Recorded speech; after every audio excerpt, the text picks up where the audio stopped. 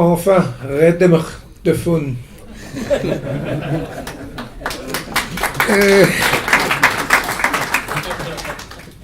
Ce qui est terrible quand on est avocat et qu'on a en face de soi un magistrat qui connaît le dossier à fond et qui vous fait le rapport de l'affaire avant de vous laisser la parole pour plaider, c'est que généralement c'est la terre brûlée. Et quand on parle derrière Monsieur le Premier Président Fono, vous avez déjà une idée très précise des difficultés qui vont nous être soumises lorsqu'on va parler de révision.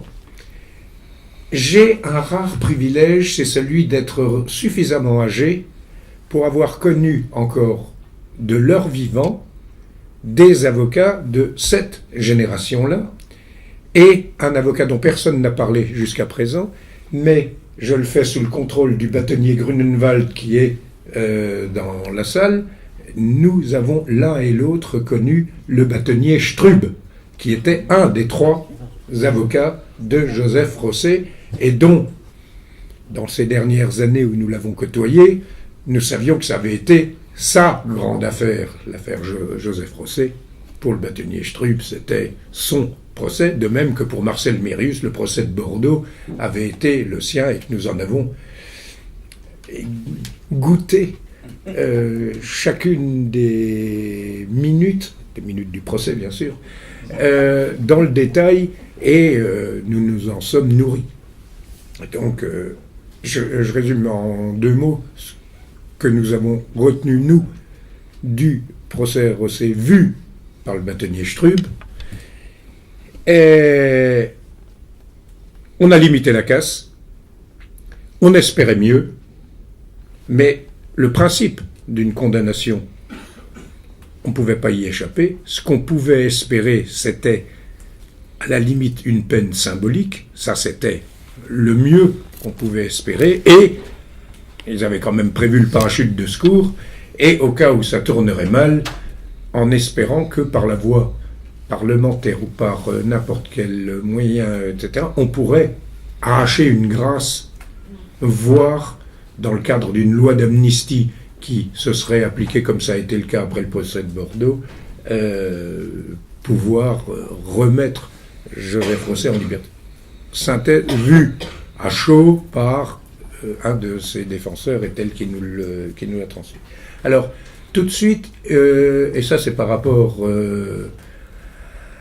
à toute l'ambiance créée de façon philosophique avec tout le recul général qu'il faut par Jean-Paul Sorgue, comme il le fait quand il vous réévoque tout le parcours d'Albert Schweitzer. Et il y a quand même pour nous juristes des notions qui sont très différentes de ce que le langage commun peut utiliser comme terme.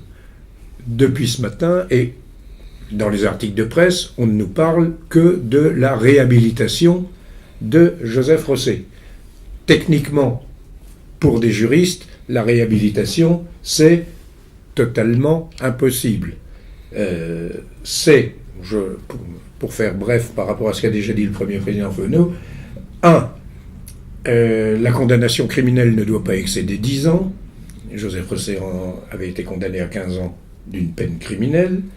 Elle ne peut intervenir que dans un délai de 10 ans à compter de l'expiration de la peine subie, et en cas de décès du condamné, si les conditions légales sont remplies, la demande par les personnes ayant qualité à agir, pour faire bref, le conjoint, les descendants, dans le délai d'1 année seulement à dater du décès, on siffle la fin du match, la réhabilitation, ça n'existe pas.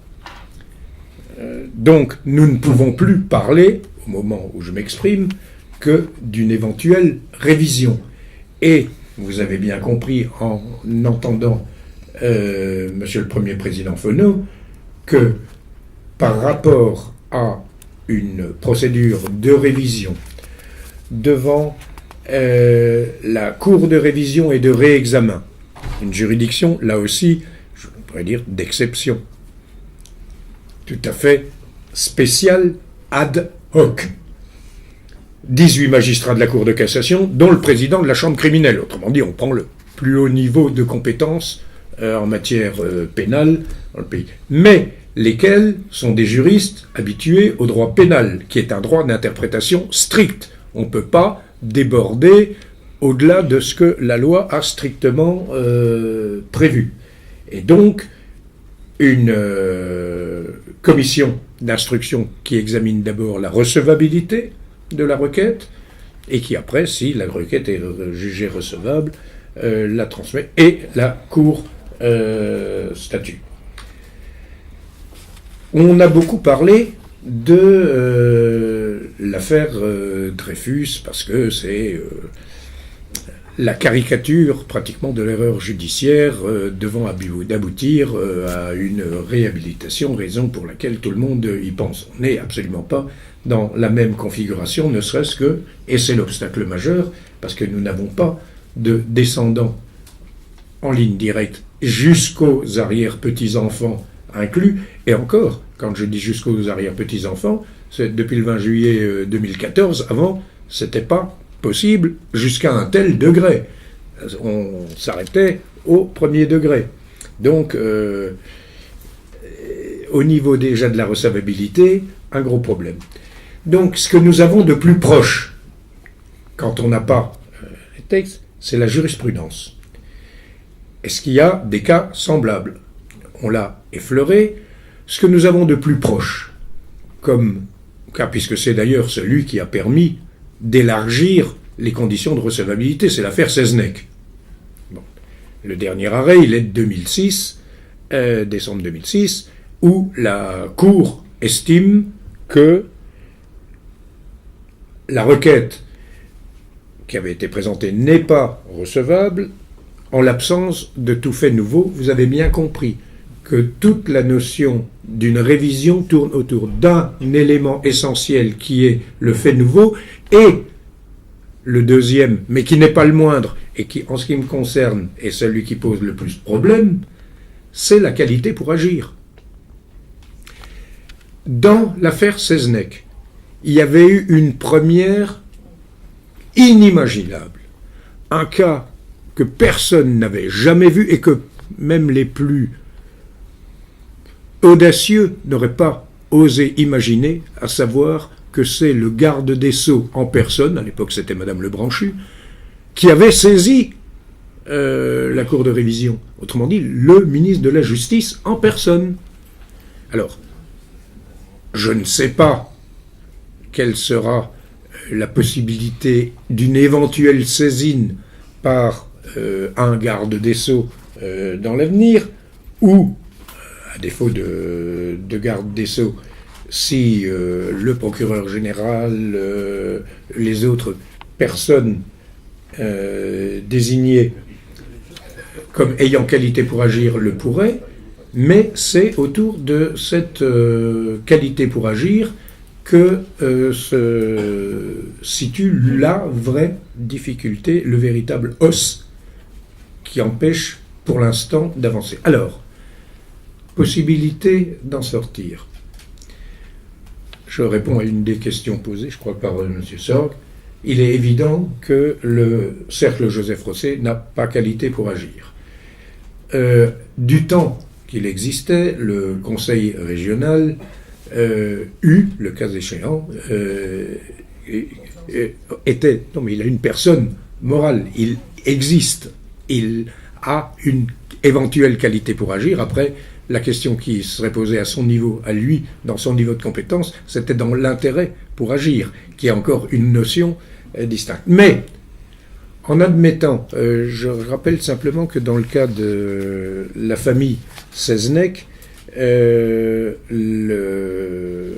c'est créé, bon, c'est une association de loi de 1901, si elle existait ici, elle serait loi de 24, et il existait un comité français des organisations non gouvernementales, qui a été créé en 1995 par Denis Seznec, le petit-fils de Guillaume, avec ses proches et des sympathisants, ça ressemble beaucoup à ça, qui, pour ne pas utiliser des termes anglais de lobbying, au niveau de l'influençage, a probablement été à l'origine de la saisine par le garde des Sceaux en personne de l'affaire.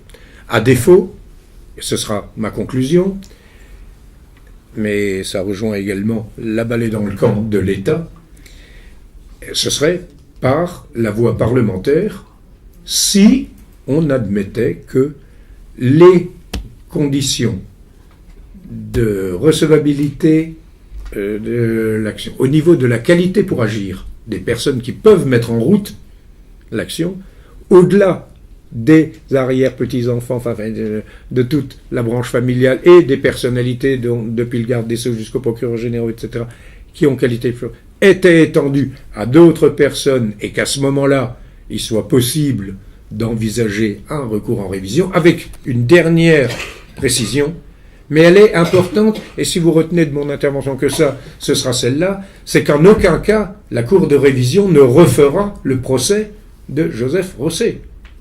La Cour de révision, elle se bornera simplement à évaluer si des éléments inconnus du jury en 1947, révélés postérieurement, au niveau notamment de la résistance des recherches dans les archives allemandes, seraient de nature à faire naître un doute, attention, sur la culpabilité.